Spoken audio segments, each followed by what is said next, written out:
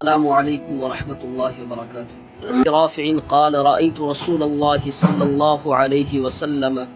أذن في أذن الحسن بن علي حين ولدته فاطمة بالصلاة۔ رسول اللہ صلی اللہ علیہ وسلم کے آزاد کردہ غلام حضرت ابو رافع رضی اللہ عنہ سے روایت ہے کہ میں نے رسول اللہ صلی اللہ علیہ وسلم کو اپنے نواسے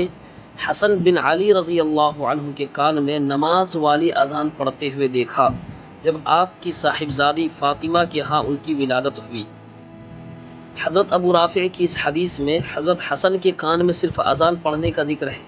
لیکن ایک دوسری حدیث کے اندر جو حضرت حسین بن علی رضی اللہ تعالی عنہ سے روایت کی گئی ہے اس میں معلوم ہوتا ہے کہ آپ نے نومولود بچے کے داہنے کان میں اذان اور بائیں کان میں اقامت پڑھنے کی تعلیم و ترغیب دی، اور اس کی برکت اور تاثیر کا بھی ذکر کیا ہے۔ آپ نے فرمایا کہ اس کی وجہ سے بچہ ام الصبیان سے محفوظ رہتا ہے جو شیطانی اثرات سے پیدا ہوتا ہے۔ اس حدیث سے معلوم ہوا کہ نومولود بچہ یعنی جو بچہ ابھی پیدا ہوا ہے اس بچے کے حوالے سے ماں باپ کے اوپر سب سے پہلا حق یہ عائد ہوتا ہے کہ اس کے کانوں میں اذان دی جائے، اس کے کانوں کے ذریعے سے اس کے دل و دماغ کو اللہ کے نام اور اس کی توحید کے ساتھ اور ایمان و نماز کی دعوت و پکار سے آشنا کرے۔ اس کا بہتر سے بہتر طریقہ یہی ہو سکتا ہے کہ اس کے کانوں میں اذان و اقامت پڑھی جائے۔ اذان و اقامت میں دین حق کی بنیادی تعلیم اور دعوت نہایت مؤثر طریقے سے دی گئی ہے۔ نیز ان دونوں کی یہ تاثیر اور خاصیت بھی بہت سی حدیث میں بیان کی گئی ہے کہ اس سے شیطان بھاگتا ہے۔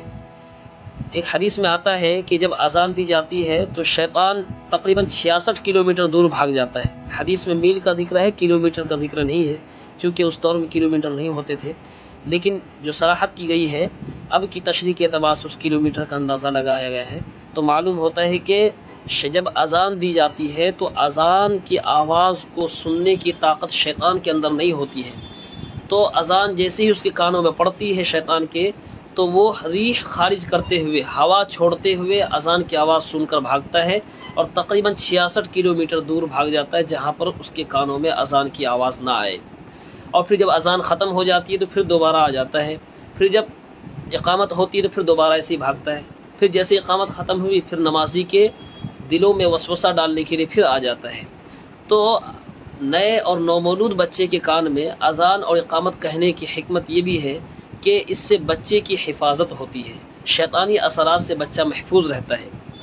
رسول اللہ صلی اللہ علیہ وسلم نے پیدائش کے وقت نومولود مسلمان بچے کے کان میں اذان و اقامت پڑھنے کی تعلیم دی، اور جب عمر پوری کرنے کے بعد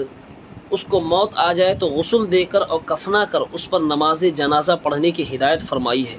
اس طرح یہ بتلا دیا اور جتلا دیا کہ مومن کی زندگی اذان اور نماز کے درمیان کی زندگی ہے، مومن کی زندگی اذان اور نماز کے درمیان کی زندگی ہے، اور وہ بس اس طرح گزرنی چاہیے جس طرح اذان کے بعد نماز کے انتظار اور اس کی تیاری میں گزرتی ہے۔ نیز یہ مسلمان بچے کا پہلا حق یہ ہے کہ پیدائش کے ساتھ ہی اس کے کان میں اذان دی جائے، اور آخری حق یہ ہے کہ اس پر نماز جنازہ پڑھی جائے۔ اللہ رب العزت ہم سب کو اس حدیث پر عمل کرنے کی توفیق عطا فرمائے۔